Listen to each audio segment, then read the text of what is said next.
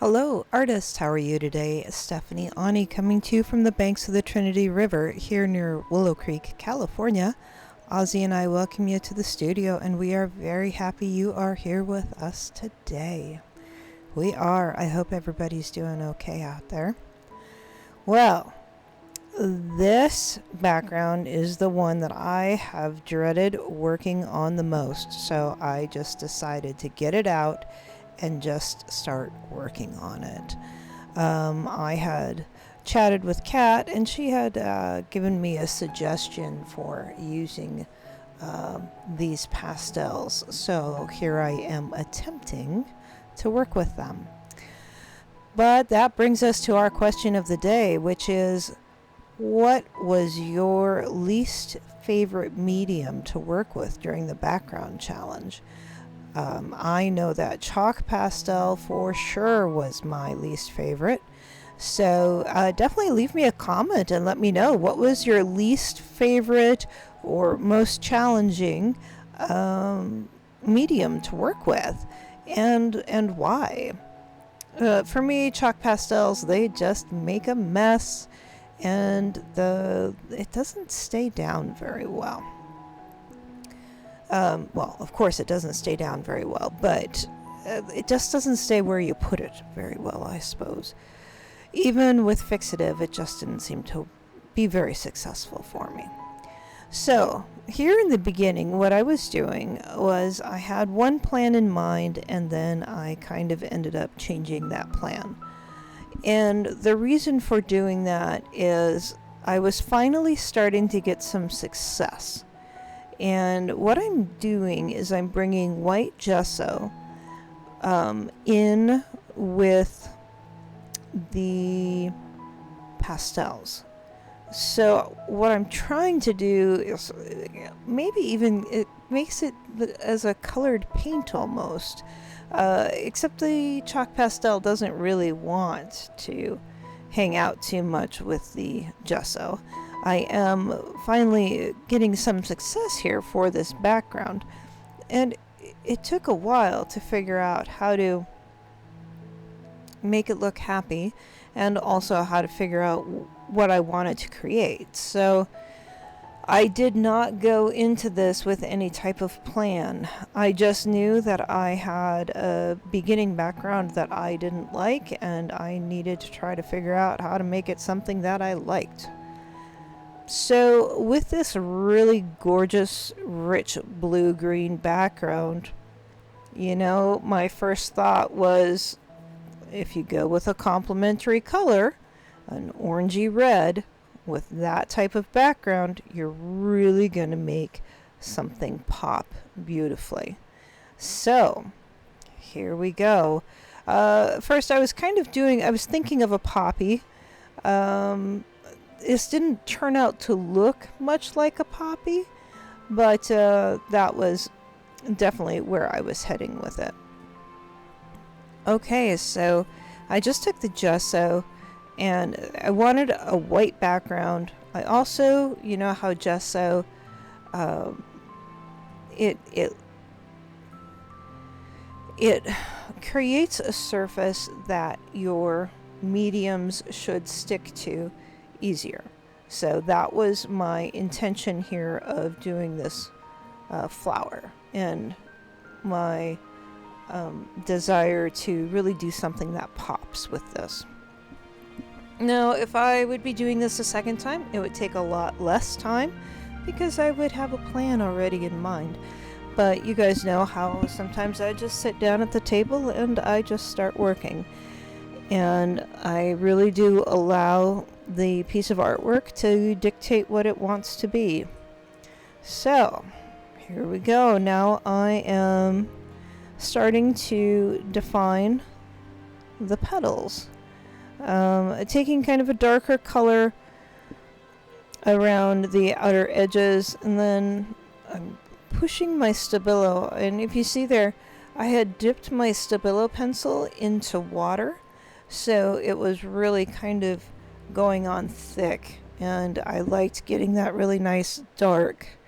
I wanted it to be defined. Excuse me. So I knew I wanted an orangey red, so I'm pulling in all the different yellows, all the different reds, and just really trying to build up layers, which pastels really don't like to make layers. They are still quite frustrating. You know, I think I was successful in this painting, and I really love the way that it turned out, but it definitely took some time and patience. I had to be patient with myself because you know, here I've got all that dust, and you know, hoping that it doesn't get onto the other side, and you know, pastel dust getting onto all your other artwork.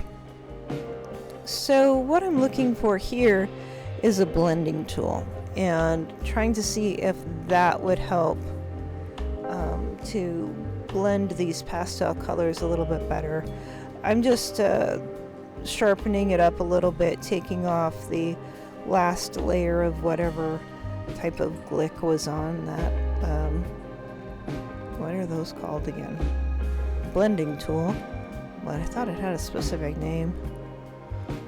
Can't remember what it was called. I know it has a specific name. God darn it. Anyways. Okay. So we're back, and I want to try to make the center lighter. And so you can see here I got frustrated and started going in with more gesso, trying to mix the gesso in with the pastel itself. You know, it would be much easier if I was just using paint.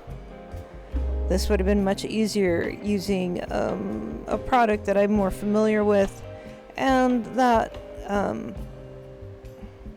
is easier to use. I found this to be a hard way to use this, but I was doing it because I wanted to work with pastel, and I wanted to be successful at it, so I just didn't give up until I was there. Here I'm mixing some of that red in with the gesso, and now I'm bringing the yellows where I'm going to want the highlights for those petals.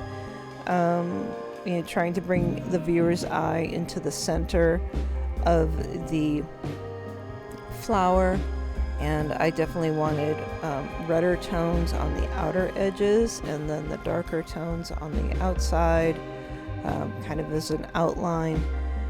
More of an illustrative feel to it, instead of you know, like a realistic landscape painting wouldn't have the flower be outlined. So I was definitely going for more of an illustrative look with this. I do love the background here and how beautiful those colors turned out, and it definitely took some working. Now here I'm coming in with orange and trying to get the highlights with the orange, and you know, this painting just took a lot of work. It really truly did.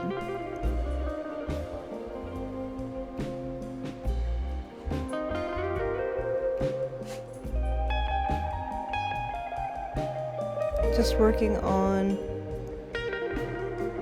defining some highlights and lowlights. Ooh, now look, we're getting closer. You can see when it's just about getting there that, you know, let's see if it messes up again or if we can make it work like this.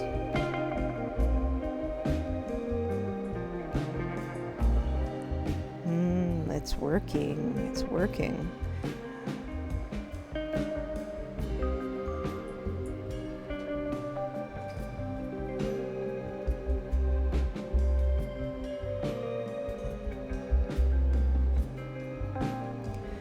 So when you bring the white pastel over the top of it, it just makes chalkiness.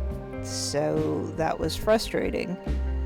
I was trying to find a lighter tone, and the light yellow worked better than the yellow than the white did. Now I'm going back and trying to push some shadows into it. Here I'm bringing my stabilo as the outline. It's a Stabilo All 8046, which is a water-soluble graphite pencil. It's a great drawing tool. You can get these really nice bold lines with it. As it is water soluble, it can smear with water. So here what I'm doing is I'm taking a fine paintbrush with a little bit of water on it, not too much water. If you put too much water on, it'll just melt off. So I'm just going back through and trying to define some shadows and the edges of the petals of the flower. Again, this is a very illustrative flower. I was not looking at a reference. It's not meant to be anything that's exact. I wanted something that felt more fantasy, or, you know, just happy. I just wanted a happy, bright orange flower in this gorgeous ocean blue background.